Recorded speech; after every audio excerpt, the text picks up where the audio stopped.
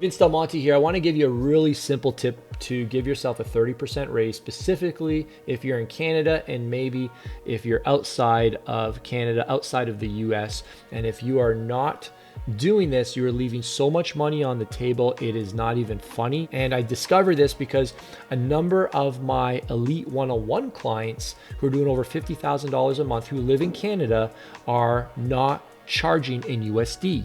They are charging Canadian rates to their Canadian clients. And I'm going to tell you why this is dead wrong. Unless you're allergic to money, you can turn this video off right now. So first of all, I'm not an accountant, so obviously I get their counsel, but this is something that you should be doing. I've been doing this for over 15 years, and it's one of the best perks about being in Canada and having an international business. So that takes me to my first point. The reason I charge in USD is because I have an international business. I literally have clients all around the world. So I need one currency. If someone says, hey, why are you charging me in USD? I live in Canada.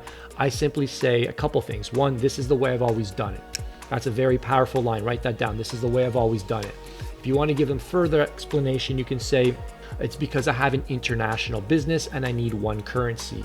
And then if they really, push, then I say, okay, that's fine. Let's say the rate was $1,500 USD. I said, you can pay in Canadian, but 1,500 times 1.3. I would say, okay, no problem. You can pay me in Canadian, but it's 1950.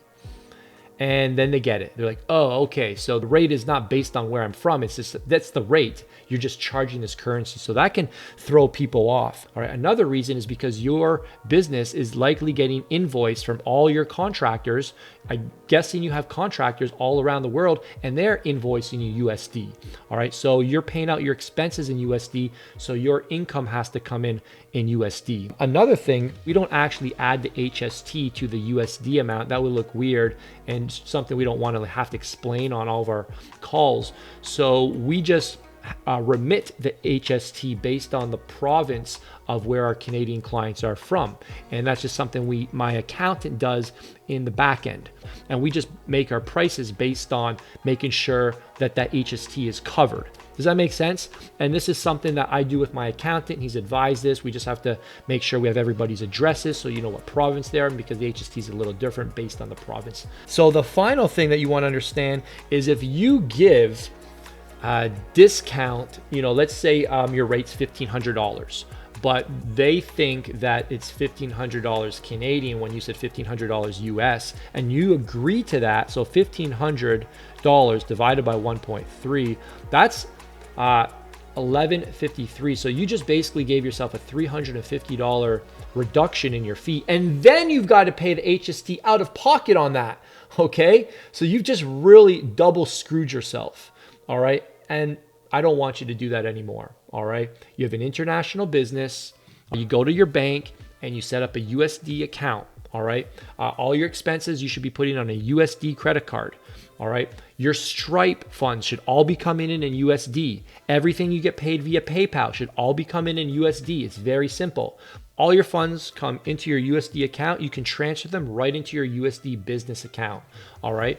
And then if you need Canadian funds, which you will, you can just, keep an eye on the exchange rate, and then you transfer them into Canadian funds, and you're making 30% today, 27% on your dollar.